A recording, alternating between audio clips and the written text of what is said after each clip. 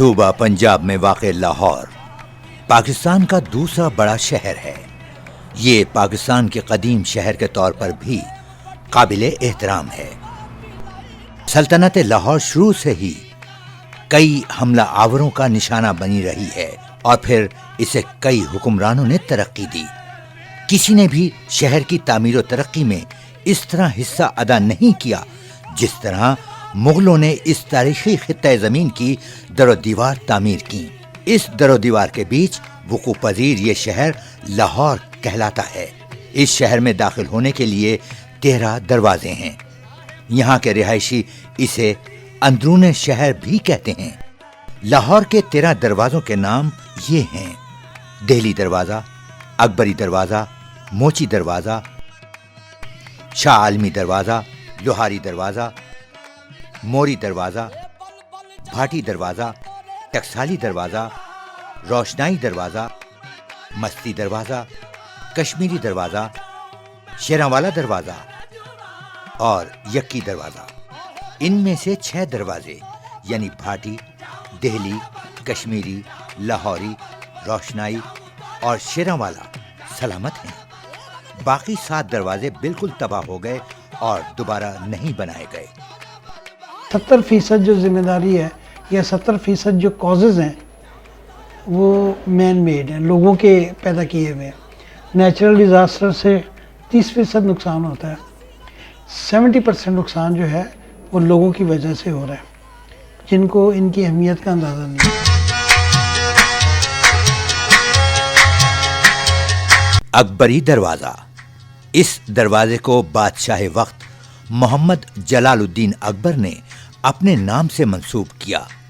یہ دروازہ خستہ اور بوسیدہ ہو چکا ہے اور اب یہ دروازہ موجود نہیں ہے۔ موچی دروازہ اکبری عہد کے ایک ہندو محافظ کے نام سے منسوب ہے۔ انگریزی عہد میں یہ دروازہ گرا دیا گیا، لہذا آج کل موجود نہیں ہے۔ شاہ عالمی دروازہ، یہ دروازہ اورنگزیب عالمگیر کے بیٹے اور جانشین محمد معظم شاہ عالم بہادر کے نام سے منسوب ہے۔ قیام پاکستان کے بعد یہ دروازہ جلا دیا گیا اور آج صرف اس دروازے کا نام ہی زندہ ہے۔ موری دروازہ، یہ شہر کے تمام دروازوں سے چھوٹا دروازہ ہے۔ یہ دروازہ بھی اب موجود نہیں ہے۔ ٹکسالی دروازہ، ٹیکسل اور رائل مین کے نام سے بھی جانا جاتا ہے۔ جوتوں کے بازار اور شاہی محلے کی وجہ سے شہرت کا حامل ہے۔ یہ دروازہ بھی اب اصل حالت میں موجود نہیں ہے۔ لوہاری دروازہ، اس کا اصل نام لاہوری دروازہ ہے لیکن یہ لوہاری کے نام سے مشہور ہے۔ انگریزی دور میں اس دروازے کو دوبارہ بنایا گیا جو کہ اب تک موجود ہے۔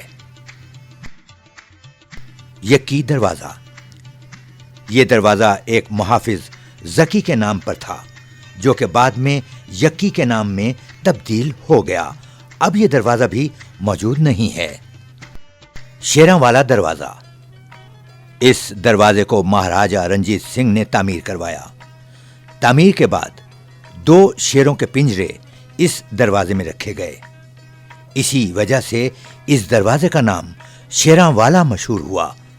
دروازہ اچھی حالت میں اب بھی موجود ہے۔ کشمیری دروازہ، اس دروازے کا رخ کشمیر کی جانب ہے، اسی وجہ سے اس کو کشمیری دروازہ کہا جاتا ہے جو کہ اب تک موجود ہے۔ مستی دروازہ، یہ دروازہ ایک شاہی ملازم مستی بلوچ کے نام سے منسوب ہے۔ ٹوٹ پھوٹ کا شکار ہونے کی وجہ سے اب یہ دروازہ موجود نہیں ہے۔ روشنائی دروازہ، شام کے وقت نمازیوں کی گزرگاہ کے طور پر اس دروازے کو روشنیوں سے منور کیا جاتا تھا۔ اسی سبب یہ دروازہ روشنائی دروازہ کہلاتا ہے۔ یہ واحد قدیمی دروازہ ہے جو اپنی اصل شکل میں موجود ہے۔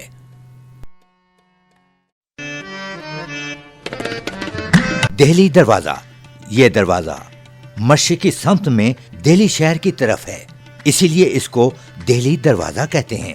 لاہور کے نامی دروازوں میں سے ایک ہے اور آمد و رفت لوگوں کی باکثرت ہے، کیونکہ اس دروازے کے باہر ریلوے اسٹیشن بنایا گیا ہے اور اسی سمت میں بڑے بڑے شہر امرتسر اور جالندھر واقع ہیں۔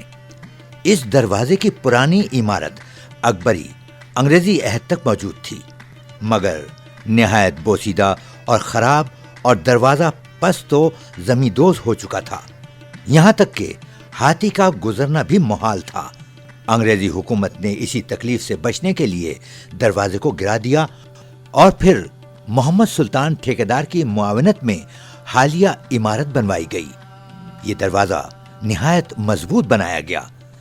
دروازے کے دونوں طرف 2 منزلہ عالی شان عمارت ہے، جس میں گرلز ہائی اسکول بھی موجود ہے اور وسط میں دروازہ ہے۔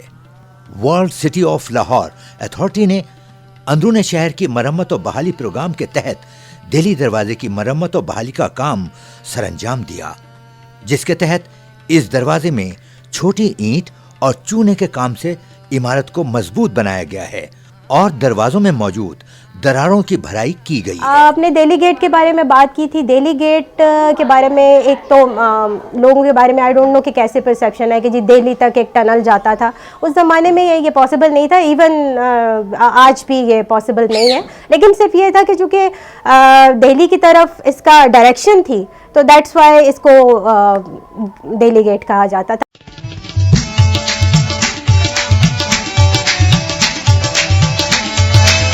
بھاٹی دروازہ، یہ دروازہ لاہور کے مغرب کی جانب ہے۔ بھاٹی گیٹ کی تاریخی اہمیت اس لیے بھی ہے کہ اس کا نام پہلے بھٹی گیٹ ہوتا تھا اور پھر جب حالات بدلتے رہے تو یہ بھٹی سے بھاٹی ہو گیا۔ اس کی ایک وجہ یہ بھی تھی کہ اس دور میں یہاں راجپوت خاصی تعداد میں رہتے تھے اور صدہا سال آباد رہے۔ یہ دروازہ تاریخی ورثے کا درجہ رکھتا ہے۔ مشہور مصنف حکیم شجاعت احمد نے بھاٹی گیٹ کو لاہور کا چیلسی قرار دیا ہے اور اسے لندن کے چیلسی سے تشبیہ دی ہے۔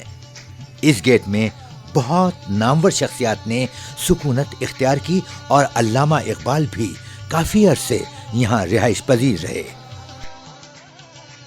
یہ جو بھاٹی گیٹ ہے اس کو جس لندن کا چیلسی بھی کہا جاتا تھا، اس میں علامہ اقبال جو ہے وہ رہائش پذیر خاصا عرصہ رہے اور ان کی جو ہے وہ گھر بھی وہاں پر ہے، وہ شاید آپ دیکھیں جا کے ادھر۔ یہاں پر خاصے آپ کو ایسے انٹلیکچوئل شاعر نظر آتے تھے اس وقت، اس کے بعد آپ کو اتنے پڑھے لکھے انٹلیکچوئل نظر آتے تھے۔ صدیاں بیت گئیں، نت نئے رہائشی اور تعمیراتی منصوبوں کے باعث لاہور شہر طویل سے طویل تر تو ہوتا رہا ہے، مگر اس کے قدیمی ثقافتی ورثے کو مسلسل نظر انداز کیا جاتا رہا ہے اور مسلسل نظر انداز کیے جانے کے باعث اس ثقافتی ورثے کو نہ صرف قدرتی آفات سے خطرہ ہے بلکہ اس کے ساتھ ساتھ لوگوں کی عدم دلچسپی بھی قدیمی ثقافت کو بھلانے کا باعث بن رہی ہے۔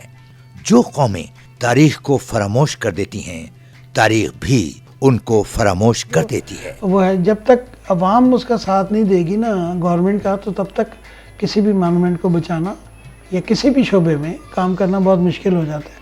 ہم لوگ لاکھوں روپے لگا کے، ہزاروں روپے کے وہ کرتے ہیں اس کی مرمت، اور وہ ایک مارکر سے آ کے اس پہ اپنا نام لکھ جاتا ہے۔ دیکھنا یہ ہے کیا زندہ دلانے لاہور اتنی آسانی سے اس قیمتی تاریخی ورثے کو فراموش ہونے دیں گے؟